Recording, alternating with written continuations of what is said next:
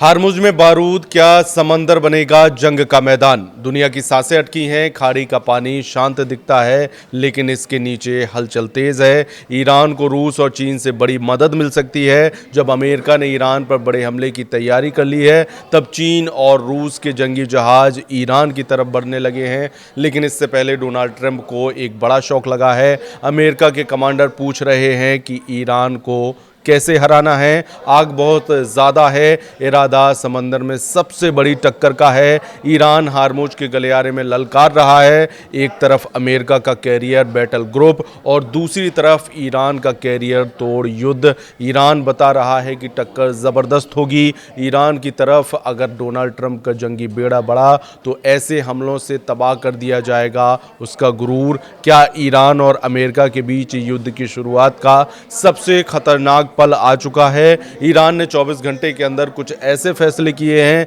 जिसके अंगारे Donald Trump और बेंजामिन नेतन्याहू के प्लान को राख में तब्दील कर सकते हैं। ईरान अब अमेरिका से डॉलर वाला लेने की फिराक का बदला लेने की फिराक में है। वो पूरे यूरोप की अर्थव्यवस्था को भी खत्म करने की तैयारी कर चुका है। क्या ईरान खाड़ी में हार्मुज के समुद्री गलियारे में बैरिकेड लगाने जा रहा है? क्या हार्मुज के समुद्री गलियारे में कर्फ्यू लगाकर ईरान की तेल आवाजाही रोक देगा? क्या दुनिया के सबसे बड़े चेकिंग पॉइंट पर कब्जा करके ईरान अमेरिका की गर्दन पकड़ने में कामयाब होगा? ईरान में रेवोल्यूशनरी गार्ड्स के सबसे बड़े कमांडर ने हॉर्मुज का जायजा लिया। जनरल कासिम सुलेमानी वाला ओहदा संभालने वाले मेजर जनरल मोहम्मद पाकपूर ने इरादा बता दिया है। ईरान अब खाड़ी में अमेरिका को हराने के लिए पूरी तरह तैयार है। ये फारस की खाड़ी है और ओमान की खाड़ी और आगे अरब सागर को जोड़ने वाला हार्मुज गलियारा है। और यहाँ पर ईरान की नेवी ने बता दिया है कि वो इस इलाके में ऐसा बैरिकेड लगाएगी कि ट्रंप की युद्ध की हवा निकल जाएगी। हार्मुज का समुद्री गलियारा पूरी दुनिया की अर्थव्यवस्था की गर्दन है और यहाँ ईरान का कब्जा डोनाल्ड ट्रंप की कुर्सी तक हिला सकती है। ये तेल और गैस के खजाने पर बैठे अरब देशों को तबाह कर सकता है और इसीलिए ईरान के सर्वोच्च नेता अली खामनेई भी कह चुके हैं कि इस बार ये जंग क्षेत्रीय युद्ध में तब्दील हो जाएगी।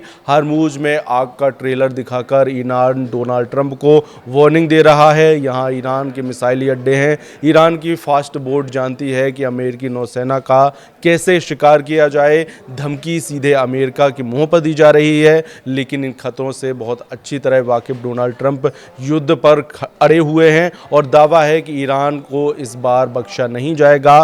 डोनाल्ड ट्रंप की धमकियों के बीच ईरान ने अपने सबसे मजबूत मोर्चे को एक्टिव कर दिया है।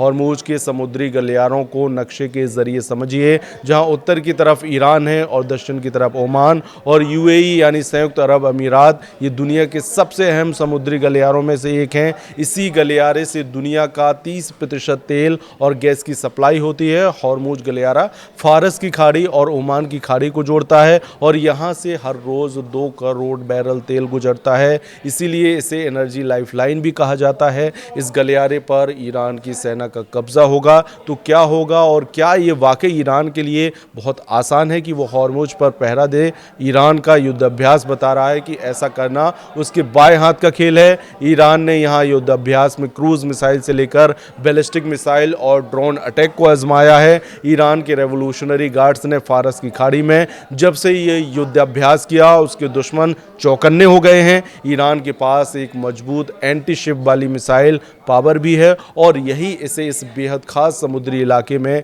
सबसे बड़ी मिलिट्री पावर बना देती है। अब ईरान की नौसेना के कमांडर बता रहे हैं कि समुद्री इलाके पर दबदबा कायम रखने के लिए उसकी नई मिसाइलें तैयार हैं। ईरान का मैसेज साफ है कि उसके समुद्री इलाके से कम 2000 किलोमीटर दूर रहें, नहीं तो वो उसका जहाज डुबोने से हिचकेगा नहीं। चाहे वो स्ट्रेट ऑफ हॉर्मुज हो, फारस की खाड़ी हो या फिर ओमान की खाड़ी, इस इलाके में ईरान अपना दबदबा बनाए रखना चाहता है।